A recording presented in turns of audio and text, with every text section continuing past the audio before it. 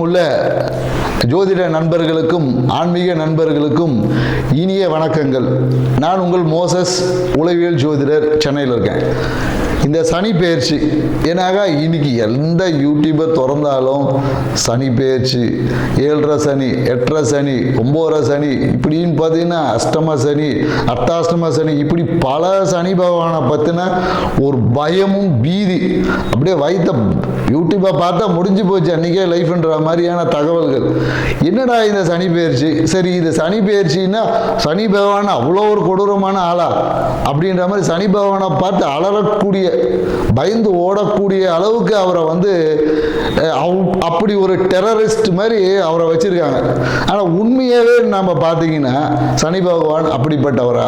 சனியோட காரகத்துவம் அவ்வளோ ஒரு ஒஸ்டான காரகத்துவமா?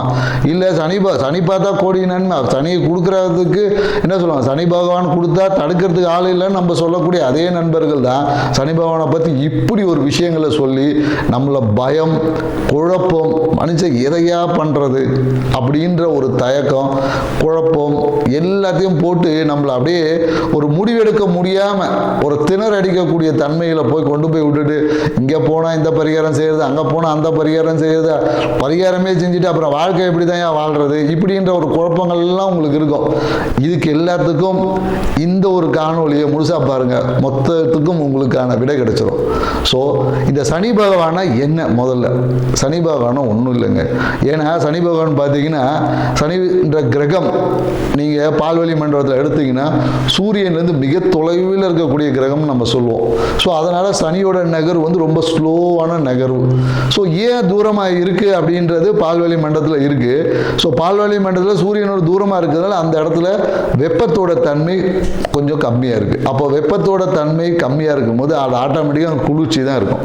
ஸோ அப்போ குளிர்ச்சியாக இருக்கிறதுனால அப்போ என்னன்னாக்கா எப்போதும் பார்த்தீங்கன்னா அந்த குளிர்ச்சி வரும்போதே நமக்குள்ளுக்குள்ள ஒரு பயம் வந்துடும், ஒரு குழப்பம் வந்துடும்.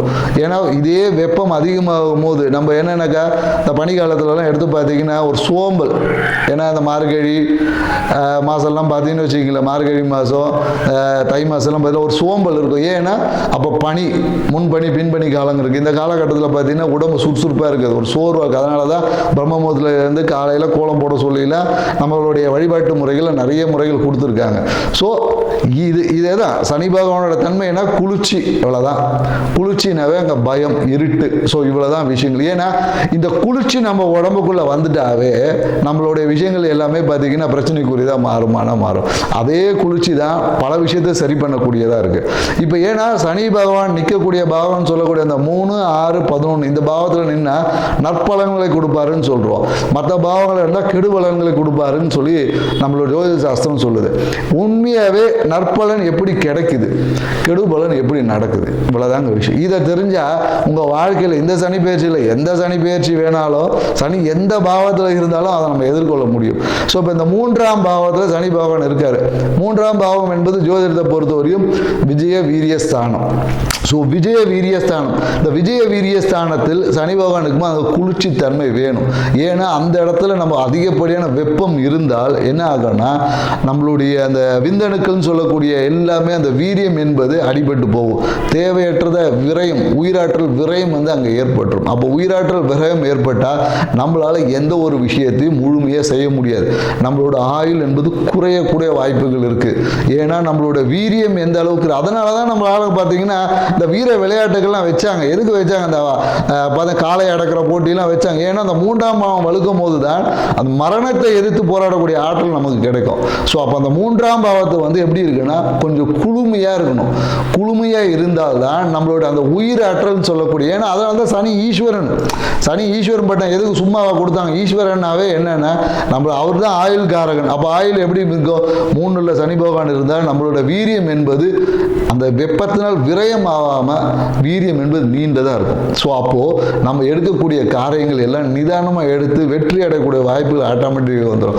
அடுத்தது பார்த்தீங்கன்னா இந்த 6ஆம் பாவத்தில் சனி இருந்தால் 6ஆம் பாவம்னா ருணரோக சத்துரு பாவம். ஸோ இந்த பாவம் என்ன பண்ணும் அப்படின்னு பார்த்தீங்கன்னா வச்சுங்களேன், ஒரு மனுஷனுக்கு ஒரு வியாதி எதனால் வருது அப்படின்னு சொல்லி மருத்துவம் சொல்லுதுன்னா வெப்பத்தால் தான் வருது. அதாவது என்ன சொல்லுவாங்கன்னா மருத்துவத்தில் என்னடா இது ரொம்ப மருத்துவமாக பேசுகிறேன்னு சொல்லி, ஏன்னா இன்னைக்கு வாழ்வியலுக்கு இதெல்லாம் தேவை இருக்குது.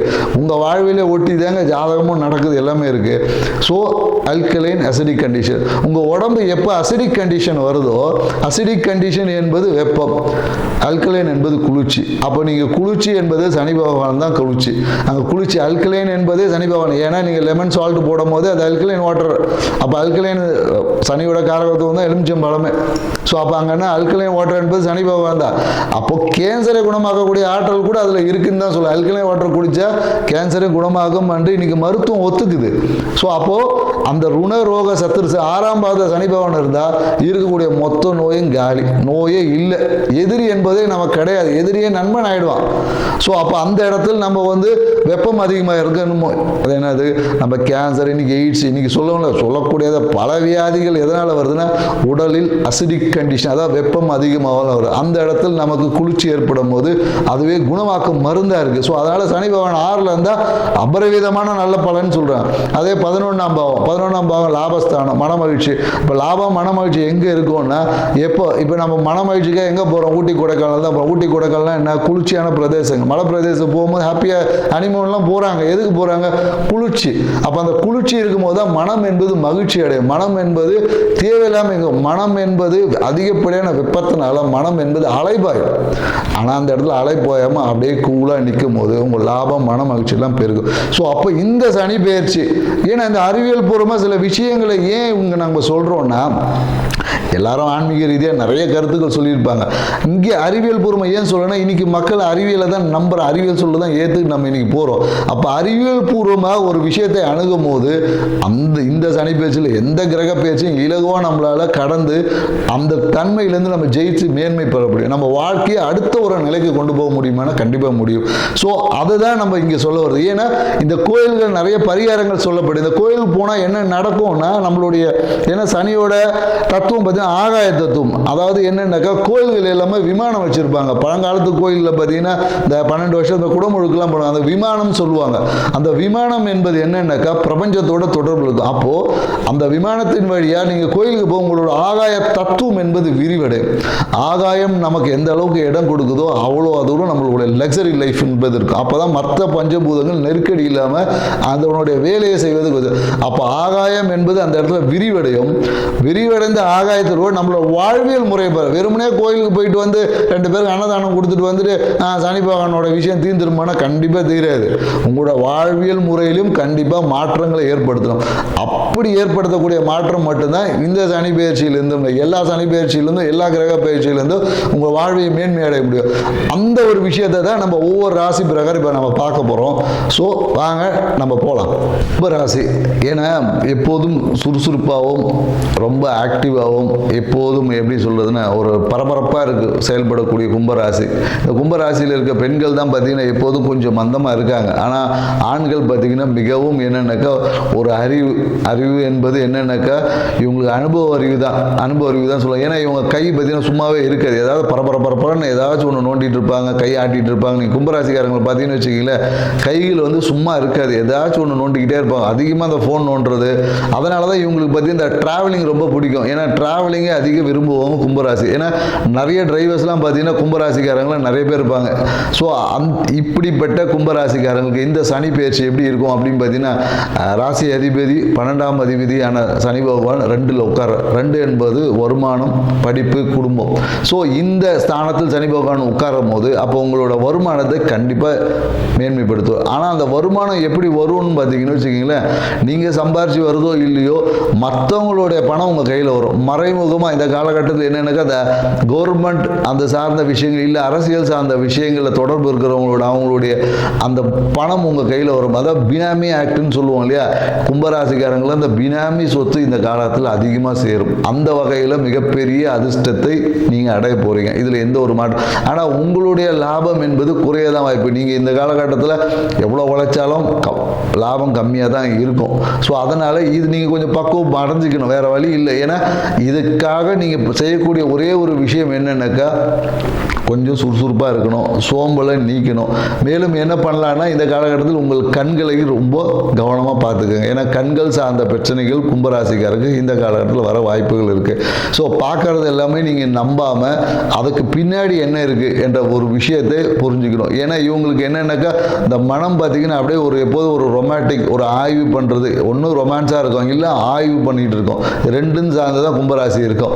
ஸோ அதனால் உங்களுடைய இந்த காலகட்டத்தில் அந்த நட்பு வட்டம், தேவையற்ற நட்பு வட்டத்தை கொஞ்சம் கட் பண்ணிக்கிட்டீங்கன்னா சிறப்பாக இருக்கும். ஏன்னா இனி இந்த சனி பயிற்சியில் இனி வரக்கூடிய கிரக பலங்கள்லாம் இருக்குது. ஸோ அதன் மூலம் மிகுந்த உங்களுக்கு ஆதாயமும் திடீர் அதிர்ஷ்டங்கள்லாம் ஏற்படுறதுக்கான வாய்ப்புகள் நிறையவே இருக்குது. ஸோ நீங்கள் என்ன பண்ணுறதுன்னா உணவு கட்டுப்பாடு தான். ஏன்னா கும்பராசிக்காரங்க பார்த்தீங்கன்னா கரெக்டான குறிப்பிட்ட நேரத்துக்கு சாப்பிட மாட்டாங்க. ஏன்னா இவங்களுக்கு பார்த்தீங்கன்னா ஞாபகம் மறதி அதிகமாக இருக்கும். ஏன்னா ஒரு விஷயத்த சொல்லுவாங்க, ஆனால் செய்வாங்களான்னா செய்ய மாட்டாங்க, கேட்டால் மறந்துட்டேன்ருவாங்க. ஏன்னா இவங்களுக்கு ஞாபகம் மறதி இந்த உணவு என்பது மிக பிரச்சனைக்குரியதாக இருக்குது. ஸோ அதனால் நீங்கள் இந்த காலகட்டத்தில் என்ன பண்ணலாம் அப்படின்னா இந்த பால் உணவுகளை தவிர்த்துக்கிறது உங்களுக்கு பெஸ்ட்டு. ஏன்னா இந்த காலத்தில் பால் உணவுகளை நீங்கள் தவிர்த்து கொண்டீங்கன்னா அந்த பால் உணவு சார்ந்த பால், பன்னீர் இந்த மாதிரியான எல்லா விஷயங்களும் தவிர்த்து கொண்டீங்கன்னா உங்கள் வாழ்க்கை சிறப்பாக இருக்கும். நீங்கள் என்ன பண்ணால் இன்னும் சிறப்படையும் அப்படின்னு பார்த்தீங்கன்னா நீங்கள் ஒன்றுமே இல்லை, எந்த கோயிலுக்கு போனீங்களாலும் ஒரு கற்பூரத்தை ஏற்றுங்க, அவ்வளோதான். நீங்கள் கும்பராசிக்காரங்க என்னென்னா கற்பூரம் ஏற்றுவது மட்டும்தான் பரிகாரம். நீங்கள் எந்த கோயிலுக்கு போனீங்களும் கற்பூரத்தை ஏற்றுங்க. அதே மாதிரி இந்த டாக்குமெண்ட் சார்ந்த விஷயத்தில் கொஞ்சம் கவனம் தேவை. தேவையற்ற விஷயங்கள் கையெழுத்து போட்டு பிரச்சனை சிக்கக்கூடியவங்க கும்பராசி. அதனால் இவங்க கையெழுத்து மூலமாகவும் பிரச்சனைகள் வரும். பெண்கள் சார்ந்த விஷயத்தில் கொஞ்சம் எப்போதும் எச்சரிக்கையாக தான் கும்பராசிக்காரங்க இருக்கணும். ஆண்களாக இருந்தால் பெண்கள் சார்ந்த விஷயத்தில் கொஞ்சம் எச்சரிக்கை தேவை. மோஸ்ட்லி என்னென்னா இந்த கும்பராசிக்காரங்க இந்த காஸ்மெட்டிக் திங்ஸ் சார்ந்த விஷயங்கள் ஒரு சின்ன ஒரு அலர்ஜிகள் பெரும்பாலும் ஏற்படுது.